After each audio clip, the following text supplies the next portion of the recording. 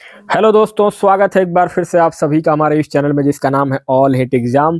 और आज के इस वीडियो में हम लोग देखेंगे शिक्षा मनोविज्ञान बाल विकास के कंप्लीट रिवीजन, जो कि जो मेन पॉइंट्स हैं बाल विकास मनोविज्ञान शिक्षा शास्त्र में, उसको हम लोग एक डायग्राम के माध्यम से समझेंगे। दोस्तों, वीडियो बहुत इंटरेस्टिंग और बहुत मजेदार होगा, तो शुरू से लेकर आखिरी तक वीडियो में बने रहिएगा।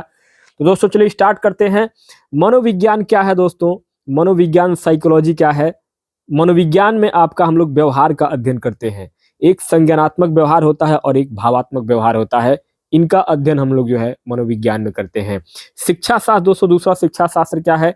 शिक्षा शास्त्र में दोस्तों हम लोग जो है दो प्रकार से अध्ययन करते हैं। एक होता है बाल केंद्रित शिक्षण विधि और एक होता है शिक्षण विधियां, टीचिंग मेथड और एक चाइल्ड सेंटर्ड। ये दो मुख्य चीजें हैं इसमें हम लोग शिक्षा शास्त्र में पेडागोजी में अध्ययन करते हैं। मैक्सिमम जो है बाल केंद्रित ही होता है और उसके साथ हम लोग मूल्यांकन भी करते हैं कि जो चीजें हमने पढ़ाया है वो बच्चे किस तरीके से उसको समझ पा रहे हैं या नहीं समझे हैं। तीसरा पॉइंट दोस्तों आपका आता है इसमें सिद्धांत की बाल विकास मनोविज्ञान के सिद्धांत कौन कौन से, जो मनोवैज्ञानिक है उन्होंने क्या क्या सिद्धांत है, कौन कौन सी थ्योरी उन्होंने दिया है। तो इसमें दोस्तों आपका सबसे महत्वपूर्ण है आपके पावलाव का जो उन्होंने दिया था ये चूहे के ऊपर। उसके बाद दोस्तों स्किनर का आता है सिद्धांत, स्किनर। उसके बाद से आपका प्रेरणा मोटिवेशन आते हैं। कुछ सिद्धांत आपके पियाजे के बहुत महत्वपूर्ण सिद्धांत हैं। विकास के चरण के बारे में पढ़ेंगे हम लोग इसमें। अब्राहम मैस्लो के भी नियम को पढ़ेंगे और इसमें मोटिवेशन की बहुत जरूरत होती है सिद्धांतों में। तो किस तरीके से दोस्तों ये सारे सिद्धांत हैं, इन सिद्धांतों को भी हम लोग समझते हुए चलेंगे। उसके बाद दोस्तों चौथा पॉइंट अपना आता है कि क्या इसके नियम और रूल हैं बाल विकास शिक्षा शास्त्र के मनोविज्ञान में। तो दोस्तों इसमें आपका right to education RTE act 2009, इसके बाद NCF national curriculum framework 2005, NEP national education policy 2020 और पॉस्को एक्ट, साथ ही साथ एनईपी नेशनल एजुकेशन पॉलिसी 2020। इन सब नियमों को भी हम लोग समझते हुए चलेंगे डायग्राम के माध्यम से। तो दोस्तों बहुत इंटरेस्टिंग वीडियो होगा। चलिए स्टार्ट करते हैं। अब बढ़ते हैं सीधे अपने टॉपिक की ओर। मैंने आपको पहले स्लाइड में सबका एक स्ट्रक्चर दिया है। अब दोस्तों यहाँ से आपका स्टार्ट हो रहा है। मनोविज्ञान क्या है दोस्तों, इसका परिचय और विकास समझिए एक बार। मनोविज्ञान दोस्तों साइक यानी कि आत्मा प्लस लोगस यानी कि अध्ययन, यानी कि आत्मा का जब हम अध्ययन करते हैं, एक तरीके से सोल साइंस बोलते हैं मनोविज्ञान को। इसमें दोस्तों आत्मा का विज्ञान 16वीं शताब्दी में इसको किसने कहा था? अरस्तु और प्लेटो। अरस्तु प्लेटो, इसके साथ साथ सुकरात, अरस्तु प्लेटो सुकरात और डेकार्ट, इन चारों लोगों ने 16वीं शताब्दी में आत्मा का विज्ञान कहा था। किसको? मनोविज्ञान को। फिर 17वीं शताब्दी में आपका इसको कहा जाने लगा मन का विज्ञान। 17वीं शताब्दी में इसको मन का विज्ञान किसने कहा? पोम्पोनॉजी मन का विज्ञान इन्होंने कहा। इसको पोम्पोनॉजी ने किया। क्या है? मनोविज्ञान मन का विज्ञान है। उसके बाद दोस्तों 19वीं शताब्दी में फिर से आया आपका चेतना का विज्ञान, यानी कि मनोविज्ञान को चेतना के विज्ञान के नाम से जाना जाने लगा। इसको चेतना का विज्ञान किसने कहा? विलियम जेम्स ने कहा, विलियम वुंट ने कहा और साथ ही साथ आपके विलियम वुंट और विलियम जेम्स के अलावा जेम्स टर्नर ने भी इसको कहा था चेतना का विज्ञान। उसके बाद दोस्तों फिर आता है व्यवहार का विज्ञान 20वीं शताब्दी में। 20वीं शताब्दी में वाटसन और स्किनर ने मनोविज्ञान को कहा कि यह मनोविज्ञान जो है व्यवहार का विज्ञान है। तो दोस्तों इन कथनों से यह स्पष्ट होता है कि किस तरीके से मनोविज्ञान का परिचय धीरे धीरे हुआ और किस शताब्दी में किस मनोवैज्ञानिक ने क्या क्या मनोविज्ञान को लेकर अपने अपने बातों को रखा है। तो अरस्तु प्लेटो ने 16वीं शताब्दी में कहा, पोम्पोनॉजी ने 17वीं शताब्दी में कहा, फिर 19वीं शताब्दी में विलियम जेम्स और विलियम वुंट ने कहा और 20वीं शताब्दी में व्यवहार का विज्ञान वाटसन और स्किनर ने कहा। फादर ऑफ बिहेवियरिज्म यानी कि व्यवहार का विज्ञान कहते हैं जेबी वाटसन को। व्यवहार का जनक कहते हैं किसको? जेबी वाटसन को दोस्तों, तो याद रखिएगा। मनोविज्ञान क्या है? मनोविज्ञान व्यवहार और अनुभव का विज्ञान है। ये बातें किसने कहा था? स्किनर महोदय ने कहा था कि मनोविज्ञान जो है वह व्यवहार और अनुभव का विज्ञान है। तो दोस्तों इस स्लाइड में आपने मनोविज्ञान के परिचय और विकास को समझा है। अब बढ़ते हैं नेक्स्ट अगले स्लाइड में, जहां हम लोग देखेंगे वृद्धि और विकास को। वृद्धि क्या है दोस्तों, विकास क्या है, ग्रोथ और डेवलपमेंट। बहुत बार परीक्षा में दोस्तों ये आया हुआ है, वृद्धि और विकास। दोस्तों वृद्धि क्या है और विकास क्या है? वृद्धि दोस्तों मात्रात्मक होती है, यानी क्वांटिटिव होती है। वृद्धि क्या होती है? मात्रात्मक होती है, क्वांटिटिव होती है। विकास क्या है? गुणात्मक भी होता है और मात्रात्मक भी होता है, क्वालिटेटिव भी होता है और क्वांटिटेटिव भी होता है। वृद्धि क्या है कि एक समय तक चल के रुक जाएगी, लेकिन विकास जो है वो जीवन भर चलता है। वृद्धि को हम इंच टेप से माप सकते हैं कि आपकी लंबाई 6 फुट है, 5 फुट है, लेकिन हम विकास को माप नहीं सकते हैं, केवल इसको फील कर सकते हैं, महसूस कर सकते हैं। वृद्धि जो है वो दिशाहीन होती है। वृद्धि को जो कोई दिशा नहीं होता है। वृद्धि जो है आपका किसी भी दिशा में हो सकती है, लेकिन विकास जो है एक निश्चित दिशा में होती है।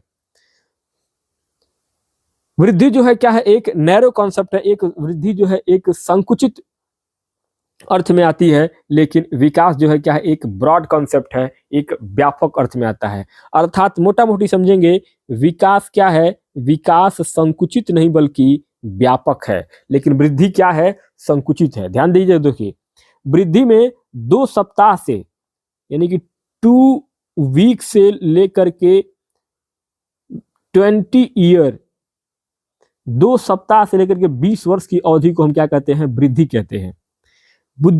वृद्धि को एक तरीके से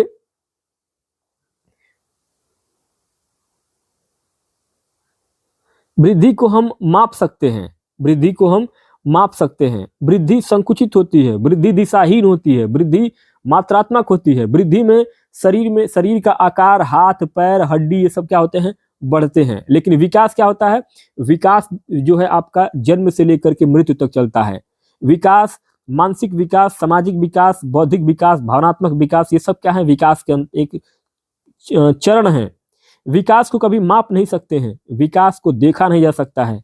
विकास व्यापक होता है, विकास की दिशा होती है, विकास गुणात्मक होता है, विकास गुणात्मक और आंशिक मात्रात्मक होता है। तो दोस्तों वृद्धि और विकास बहुत ही इंपॉर्टेंट टॉपिक है, जो कि लगातार आपके परीक्षाओं में आया हुआ है। तो इसलिए इस एक स्लाइड में हमने आपको वृद्धि और विकास को समझाने का प्रयास किया है। विकास की विशेषताएं अगर बात करेंगे दोस्तों, तो विकास एक प्रतिदर्श के रूप में होता है। विकास सामान्य से विशिष्ट अनुक्रियाओं की ओर होता है। विकास में अधिकतर लक्षण जो है परस्पर एक दूसरे से संबंधित होते हैं, और विकास सभी व्यक्तियों में अलग अलग होते हैं, यानी कि भिन्न भिन्न होते हैं। हर व्यक्ति में विकास एक जैसा नहीं होगा। तो दोस्तों उम्मीद करता हूं आपको वृद्धि और विकास में समझ में आया होगा। चलिए अब दोस्तों आते हैं जीन पियाजे। बहुत ही इंपॉर्टेंट ये है, जीन पियाजे बाल विकास मनोविज्ञान में हर साल जीन पियाजे से क्वेश्चन आपके आने ही आने हैं।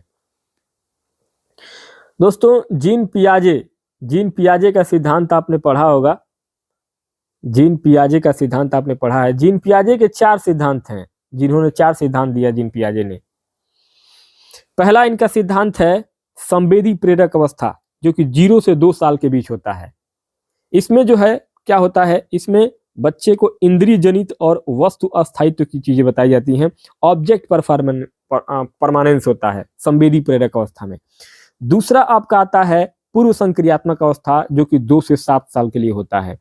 इस अवस्था में जो बच्चा है, देखिए यहाँ पे ये बच्चा जो है, ये आपका एक तरीके से 2 से 7 साल की जो उम्र होती है बच्चों की, वो खिलौनों की आयु बोले जाते हैं। इसमें बच्चे जो है वो खिलौनों से खेलते हैं। इनके अंदर जीववाद होता है, यानी कि एनिमिज्म होता है, अहमवादी होते हैं। 2 से 7 साल का बच्चा जो होता है ना, वो अहमवादी होता है, यानी कि उसको लगता है कि जो कुछ हूं मैं ही हूं और सब कुछ मेरे लिए ही है। फिर तीसरी अवस्था आती है बच्चे की, जिसको बोलते हैं मूर्त संक्रियात्मक अवस्था, जो कि 7 साल से 11 साल के उम्र तक होता है। 7 वर्ष से 11 वर्ष तक का जो बच्चा होता है, उसके अंदर तार्किक चिंतन यानी कि लॉजिकल थिंकिंग, सोचने समझने की क्षमता धीरे धीरे विकसित हो जाती है, और वो चीज़ों को संरक्षण करना सीखता है, एक दूसरे को वर्गीकरण करता है, एक दूसरे से अलग करता है, कौन सी चीज़ें किस जगह रहेंगी, इन चीज़ों का विभेदीकरण करने लगता है, यानी तार्किक सोच उसके अंदर विकसित हो जाती है। फिर चौथा और आखिरी अवस्था आता है बच्चे की औपचारिक संक्रियात्मक अवस्था, जो कि 11 साल से ऊपर के बच्चों में औपचारिक संक्रियात्मक अवस्था डेवलप होने लगती है, जिसको बोलते हैं एक तरीके से अमूर्त चिंतन, यानी कि एब्स्ट्रैक्ट थिंकिंग।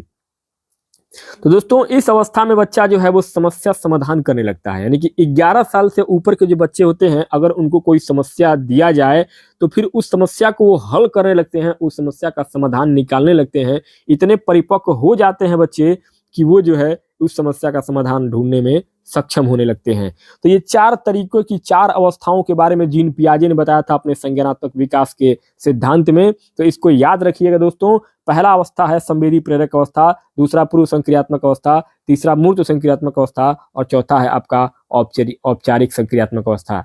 तो दोस्तों अब बढ़िए नेक्स्ट अगले टॉपिक की ओर। अगला दोस्तों अपना टॉपिक है लेव वाइगोत्स्की। लेव वाइगोत्स्की सोशियो कल्चरल थ्योरी इन्होंने दिया था, लेव वाइगोत्स्की ने। और इनका जो मानना है विकास समाज और संस्कृति और भाषा, विकास जो है सोशल कल्चरल और लैंग्वेज के माध्यम से होता है। एक्चुअल लेवल दोस्तों आपका यहाँ पे ये है। अब इसमें 2 पीडीडी होते हैं, 2 पीडी होते हैं। एक पोटेंशियल लेवल होता है दोस्तों और एक आपका होता है इसके फोल्डिंग, जिसको हम पाड़ या ढांचा कहते हैं। ये क्या है, एक टेम्पोररी हेल्प करता है बच्चे को उसको समझने के लिए। तो लेव वाइगोत्स्की का जो विचार है वो आपका है कि इसमें बच्चे जो है वो अपने समाज और संस्कृति से चीजों को सीखते हैं। लेव वाइगोत्स्की का मत यह है, सोशियो कल्चरल थ्योरी इन्होंने दिया था। फिर दोस्तों आते हैं कोहलबर्ग। कोहलबर्ग जो है ये बोलते हैं कि इन्होंने दिया था मोरल डेवलपमेंट यानी कि नैतिक विकास का सिद्धांत। कोहलबर्ग जो है 1968 से लेकर के 1969 की तक इन्होंने इस चीजों को दिया था, जिसमें इन्होंने बताया था टोटल 3 अवस्थाओं के बारे में बात किया था इन्होंने। जिसमें पहला था इनका पूर्व परंपरागत स्तर, जिसको प्री कन्वेंशनल स्टेज बोला जाता है। इस उम्र में बच्चा जो है दंड और आज्ञा का अधिकारी होता है, दंड तथा आज्ञा पालन का अभिमुख होता है और यांत्रिक सापेक्षता अभिमुखता होती है इसमें पूर्व परंपरागत अवस्था में। फिर दूसरा लेवल आता है दोस्तों परंपरागत लेवल यानी कन्वेंशनल लेवल। इसमें जो है परस्पर एकरूप अभिमुखता होती है और अधिकार संरक्षण अभिमुखता होती है। इसमें जो है अच्छा लड़का और अच्छे लड़के की बात होती है सेकंड लेवल में। फिर थर्ड लेवल आपका आता है उत्तर परंपरागत यानी कि पोस्ट कन्वेंशनल स्टेज। इसमें आपकी सार्वभौमिक नैतिकता की बात होती है, जिसमें कि सामाजिक अनुबंध विधि सम्मत होती है और सार्वभौमिक नैतिक सिद्धांत की अभिमुखता की बात की जाती है। तो लॉरेंस कोहलबर्ग ने टोटल 3 नैतिक विकास के सिद्धांत दिए थे। एक आपका पूर्व परंपरागत स्तर, दूसरा परंपरागत स्तर और तीसरा उत्तर परंपरागत स्तर। ये दोस्तों समझ में दोस्तों आपको आ गया होगा। अब चलिए बढ़ते हैं नेक्स्ट। अगला अपना पॉइंट है अधिगम अक्षमता, लर्निंग डिसेबिलिटी। 100% आपको जो है 1 नंबर से 2 नंबर के क्वेश्चन इसमें हर साल पेपर में आपको आने ही आने हैं। तो दोस्तों लर्निंग डिसेबिलिटी जो है ये आपको जानने जरूरी है। पहला जो है आपका डिसलेक्सिया क्या है। डिसलेक्सिया में आपका पठन विकार होता है, यानी कि रीडिंग डिसऑर्डर बोलते हैं, यानी पढ़ने में जो कठिनाई होगी वो आपका डिसलेक्सिया कहा जाएगा। जैसे किताब को पढ़ने में दिक्कत आएगी तो ये क्या है, डिसलेक्सिया यानी पठन विकार है, रीडिंग डिसऑर्डर है। फिर दूसरा आपका आता है डिस्ग्राफिया, इसमें जिसको बोलते हैं लेखन विकार यानी कि राइटिंग डिसऑर्डर, यानी कि लिखने में अगर कहीं कोई दिक्कत आ रही है तो बच्चे को कौन सी बीमारी है, डिस्ग्राफिया की बीमारी है। तीसरा दोस्तों आता है डिसकैलकुलिया यानी कि गणितीय विकार यानी कि मैथ डिसऑर्डर। तो इसमें क्या होता है कि बच्चे को मैथ की जो है जोड़ने घटाने में ये सब सारी चीजें दिक्कत होती है, जिसको हम बोलते हैं डिसकैलकुलिया। चौथा दोस्तों आपका जो है लर्निंग डिसेबिलिटी में आता है अफेजिया। अफेजिया दोस्तों, अफेजिया में क्या होता है कि भाषा संप्रेषण यानी कि लैंग्वेज कम्युनिकेशन में दोस्तों बच्चों की दिक्कत आती है, यानी कि वो बात अपनी चीजों अपनी बातों को किसी के सामने शेयर नहीं कर पाते हैं, अपनी बातों को किसी के सामने रख नहीं पाते हैं। तो उस बीमारी को बोलते हैं अफेजिया यानी कि भाषा संप्रेषण language communication gap, language communication disorder. दोस्तों नेक्स्ट अगला 5वां पॉइंट आता है आपका डिस्प्रैक्सिया यानी कि गति कौशल यानी कि मोटर स्किल्स। इसमें दोस्तों डिस्प्रैक्सिया में क्या होता है कि बच्चे जो है किसी खेलकूद की भावना में यानी कि खेलकूद या गतिक कौशलों में दोस्तों एक्टिव नहीं होते हैं, तो वो क्या होता है एक तरीके से डिस्प्रैक्सिया के शिकार होते हैं। नेक्स्ट 6वां आता है आपका डिस्थीमिया। डिस्थीमिया में क्या होता है कि गंभीर तनाव, बच्चे हमेशा जो है हमेशा एक प्रकार के तनाव में रहते हैं, हमेशा अगर स्ट्रेस में रहते हैं तो वो क्या है, डिस्थीमिया का एक तरीके से विकार है। तो दोस्तों यहाँ पे देखिए डिस्थीमिया में क्या होता था, जैसे आपने एक मूवी देखा होगा तारे जमी पे, जो आमिर खान की फिल्म थी, इसमें ईशान अवस्थी जो लड़का था वो क्या था, इस बीमारी से ग्रसित था, यानी कि आपकी डिस्थीमिया की बीमारी से ग्रसित था वो बच्चा। तो दोस्तों ये टोटल 6 विकार थे, यानी कि लर्निंग डिसेबिलिटी थी, अधिगम अक्षमता था, जिससे कि क्वेश्चन आपके हर साल सीटेट और टेट की परीक्षा में आते ही आते हैं। 100% कन्फर्म आपका 1 नंबर का क्वेश्चन इसमें से आता ही आता है, तो ध्यान से इसको समझ लीजिएगा।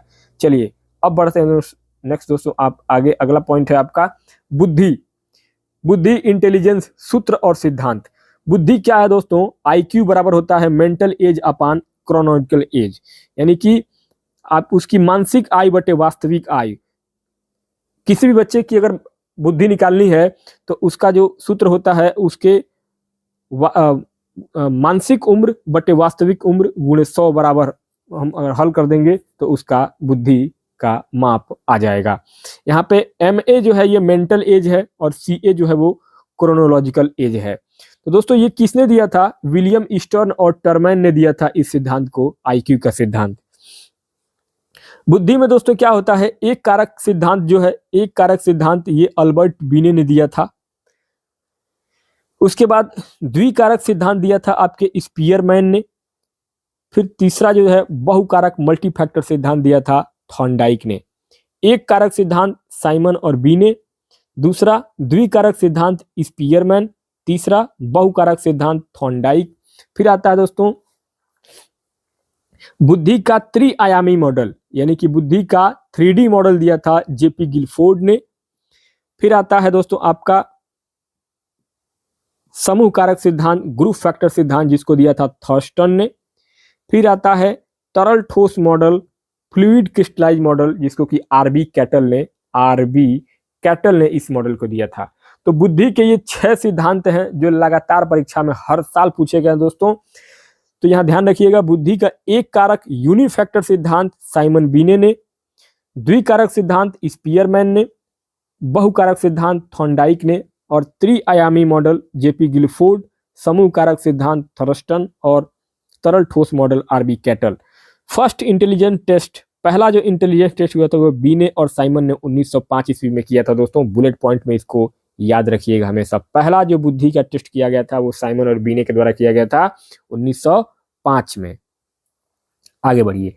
अब दोस्तों आता है आपका एक महत्वपूर्ण टॉपिक, व्यक्तित्व के प्रकार। व्यक्तित्व के प्रकार, types of personality. Her bar question दोस्तों आपके आए हुए हैं इस टॉपिक से। क्रैस्मर जो है इसको बताते हैं, व्यक्तित्व को बांटते हैं कौन, क्रैस्मर, शरीर रचना के हिसाब से। इसमें पिकनिक, यानी कि ये क्या है, ये पिकनिक जो है ये गोलकाय वाले हैं। एथलेटिक ये हैं जो सुडौल काय वाले हैं। फिर आपके एस्थेटिक हैं जो ये क्या है, ये लंबा काय वाले हैं।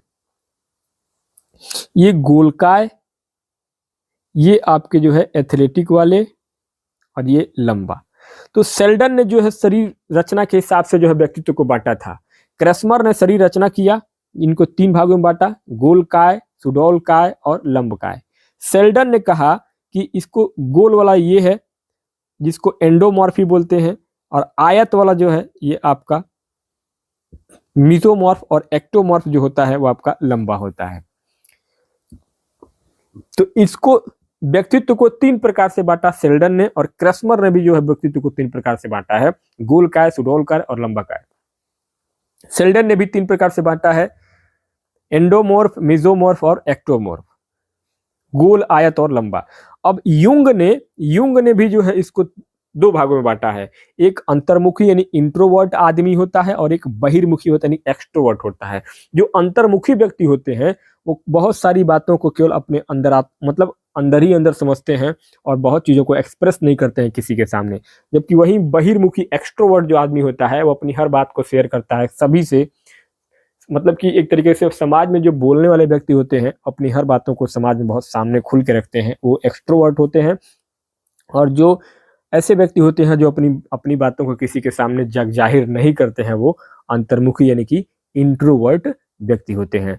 तो व्यक्तित्व के प्रकार दोस्तों आपने समझा होगा इसमें। अब चलिए आगे बढ़ते हैं। नेक्स्ट अगला अपना टॉपिक है फ्रायड और मैस्लो। फ्रायड और मैस्लो। फ्रायड और मैस्लो ने क्या कहा था, फ्रायड का और मैस्लो का क्या है, इदम सुखवादी यानी कि प्लेजर की अवस्था है। ईगो अहम यानी कि वास्तविकता रियलिटी की अवस्था है। सुपर ईगो जो है यानी कि पराहम यानी कि नैतिकता की अवस्था है। इसमें कॉन्शियस माइंड, सब कॉन्शियस माइंड और अनकॉन्शियस माइंड आपने पढ़ा होगा। यहाँ दोस्तों आत्मसिद्धि, ये जो अवस्था है ये आत्मसिद्धि की अवस्था है, सेल्फ एक्चुअलाइजेशन की अवस्था है। यहाँ ये सेकंड अवस्था जो है ये आपकी सम्मान यानी कि स्टीम की अवस्था है। थर्ड आपकी जो है प्रेम सामाजिक यानी कि लव सोशल की अवस्था है। उसके बाद फिर चौथा जो है आपकी सुरक्षा यानी कि सेफ्टी की अवस्था है। और पांचवा दैहिक यानी कि साइकोलॉजिकल की यानी कि अवस्था है, जिसको बोलते हैं आत्मसम्मान की अवस्था। तो अब्राहम मैस्लो और फ्रायड की जो बातें हैं, वो फ्रायड ने 3 चीज़ों में बांटा था, इदम, अहम और पराहम। तो ये तीनों अवस्थाओं में दोस्तों इदम में क्या होता है कि जो है ये सुखवादी अवस्था होती है, प्लेजर मूड होता है। ईगो में हम लोग अहम होते हैं, यानी कि एक तरीके से अहम की आवश्यकता होती है, वास्तविकता होती है। और सुपर ईगो में जो है वो नैतिकता की बात होती है। चलिए अब बढ़ते हैं दोस्तों नेक्स्ट आगे। शिक्षण विधियां और उसके प्रतिपादक हमेशा पूछे जाने वाले टॉपिक है। शिक्षण विधियां और उसके प्रतिपादक में दोस्तों देखेंगे तो किंडरगार्टन जो विधि है वो दिया था फ्रोबेल ने। मॉन्टेसरी विधि दिया था मारिया मॉन्टेसरी ने। प्रोजेक्ट विधि दिया था किलपैट्रिक ने। माइक्रो टीचिंग दिया था एलन और बुश ने। ह्यूरिस्टिक विधि की यानी जिसे खोज विधि बोलते हैं, इसको आर्मस्ट्रांग ने दिया था। डाल्टन प्लान हेलन पार्कहर्स्ट ने दिया था। प्ले वे यानी खेल विधि कुक ने दिया था। और ब्रेन स्टॉर्मिंग की विधि जो है वो आसबर्न ने दिया था। तो ये महत्वपूर्ण शिक्षण विधियां हैं जिसको आपको याद रखना है। बाकी कुछ चीजें और भी हैं, जैसे कि अगर आप देखेंगे इसमें तो जो मेन था मैंने बता दिया आपको। इन सब चीज़ों से जो है लगातार क्वेश्चन आपके इस टॉपिक से आते रहते हैं। तो इस पे जो भी और जो विधियां होंगी शिक्षण विधियां, उसको आप लोग याद रखिएगा। नेक्स्ट आगे व्यक्तित्व मापन, पर्सनालिटी मेजरमेंट। प्रक्षेपी विधियां, प्रोजेक्टिव मेथड। इसमें क्या है दोस्तों, TAT thematic appreciation test Morgan और मूरे ने दिया था, जिसमें कि 31 प्ले कार्ड थे जिसको खेल के माध्यम से उसको समझा जाता था, यानी कि थीमेटिक एप्रिसिएशन टेस्ट उसको बोलते हैं, जिसको मार्गन और मूरे ने 31 कार्ड के माध्यम से दिया था। उसके बाद दोस्तों दूसरा आपका आता है रोसार्क स्याही धब्बा यानी स्याही धब्बा परीक्षण यानी कि रोसार्क इंकबॉट टेस्ट। इसमें हरमन रोसा ने 10 कार्ड के माध्यम से इस चीज को समझाने का प्रयास किया था बच्चों को। तीसरा आता है आपका कैट यानी कि चिल्ड्रन एप्रिसिएशन, लियोपोल्ड बैलक जो कि एनिमल की पिक्चर दिखा करके बच्चों को समझाने का प्रयास इन्होंने किया था। फिर चौथा आता है आपका SCT सेंटेंस कॉम्प्लिकेशन। इसमें पाइन और टेंडलर ने जो है सेंटेंस कंप्लीशन का एक सिद्धांत दिया था, जिसमें बच्चों को सेंटेंस कंप्लीशन करा करके बच्चों को समझाने का प्रयास किया गया था व्यक्तित्व के मापने की विधियों के अंतर्गत। अन्य दोस्तों विधियां आती हैं जिसको अदर मेथड अगर देखेंगे तो केस स्टडी जो है दिया था वो टाइडमैन ने दिया था। और सोशियोमेट्री समाज मिति जो दिया था वो मोरेनो ने दिया था दोस्तों। तो ये याद रखिएगा, आपके पर्सनालिटी मेजरमेंट व्यक्तित्व मापन की विधियों में ये आपके हमेशा क्वेश्चन बुलेट पॉइंट में आते हैं। अब दोस्तों अगला स्लाइड कह रहा है भारतीय शिक्षा इतिहास यानी एजुकेशन हिस्ट्री। 1854 में वुड डिस्पैच यानी शिक्षा का मैग्ना कार्टा हुआ। 1948 में राधा कृष्णन कमीशन बना। 1952 में मुदालियर कमीशन बना। 1964-66 में कोठारी कमीशन, जिसमें कि 10 + 2 + 3 यानी कि पहले हाई स्कूल पढ़िए, फिर इंटर पढ़िए, फिर उसके बाद से ग्रेजुएशन 3 साल का करिए। तो ये कोठारी कमीशन 1964 से 66 के बीच दिया गया था। फिर 1986 में न्यू पॉलिसी आई, NPE। फिर 1992 में Yashpal committee education without burden का इन्होंने यशपाल कमेटी ने दिया था। फिर 2005 में आपका आया NCF नेशनल क्यूरिकुलम फ्रेमवर्क। तो इस तरीके से भारतीय शिक्षा इतिहास का जो एजुकेशन हिस्ट्री है ये किस तरीके से जो धीरे धीरे डेवलप करता गया, इसका एक फ्लो चार्ट हमने आपको बनाने का समझाने का प्रयास किया है इसमें। तो आप लोग इसको ध्यान में रखते हुए चलिएगा। अब दोस्तों एक महत्वपूर्ण टॉपिक आपका आता है RTE एक्ट 2009। हमेशा क्वेश्चन पूछा गया है दोस्तों, RTE एक्ट 2009 और कॉन्स्टिट्यूशनल आर्टिकल क्या है। यहाँ दोस्तों देखिए आर्टिकल 21A अनुच्छेद 21A में 6 से 14 वर्ष के बच्चों को निःशुल्क और अनिवार्य शिक्षा देने का प्रावधान किया गया। किसके द्वारा? गवर्नमेंट के द्वारा, जो कि फंडामेंटल राइट है, यानी बच्चों की एक तरीके से अनिवार्य शिक्षा देने की क्या है, एक फंडामेंटल राइट है। आर्टिकल 51A में कहा गया है कि माता पिता का यह कर्तव्य है, पेरेंट की ड्यूटी है कि बच्चे को 6 से 14 वर्ष तक के बच्चे को अनिवार्य और निःशुल्क शिक्षा हर हालत में प्रदान करें, किसी भी परिस्थिति में हो। फिर आता है दोस्तों आपका आरटीई 2009 का की पॉइंट।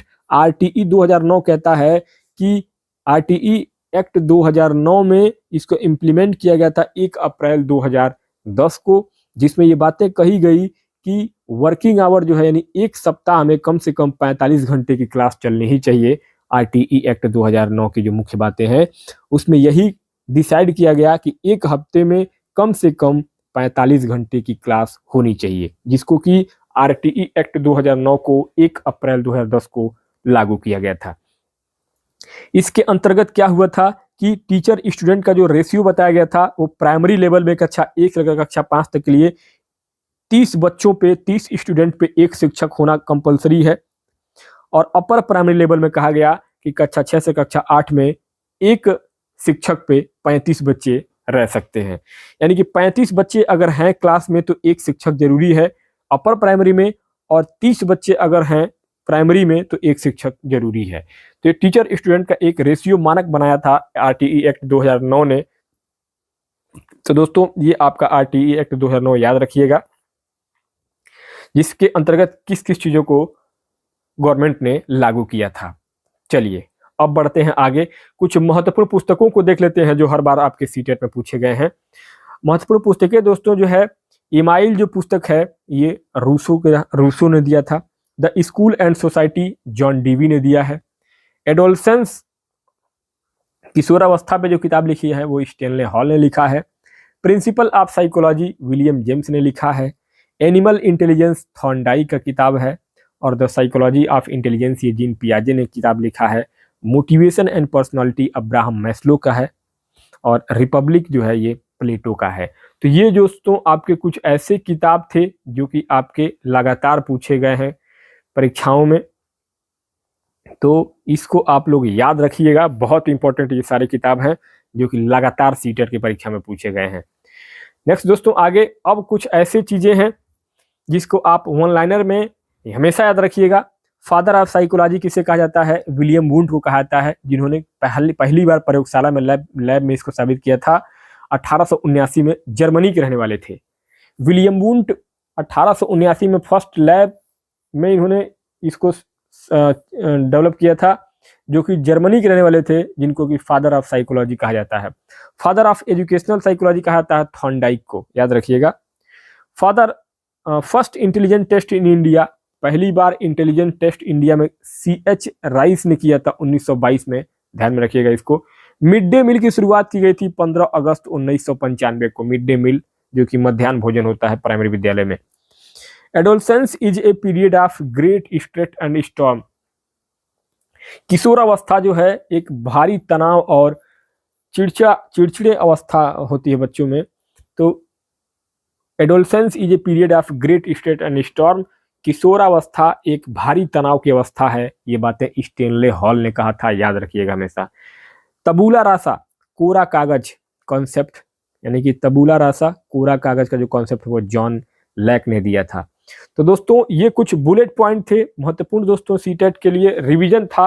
मेन जो सबसे इंपॉर्टेंट टॉपिक था, जो कहे कि बाल विकास शिक्षा शास्त्र का जो सबसे महत्वपूर्ण पॉइंट था, उन्हीं पॉइंटों को मैंने इस वीडियो में शामिल किया था दोस्तों, इस स्लाइड में हमने शामिल किया था। उम्मीद करता हूं कि ये वीडियो आपके लिए बहुत हेल्प करेगा आपके CDP बाल विकास शिक्षा शास्त्र को ध्यान में रखते हुए।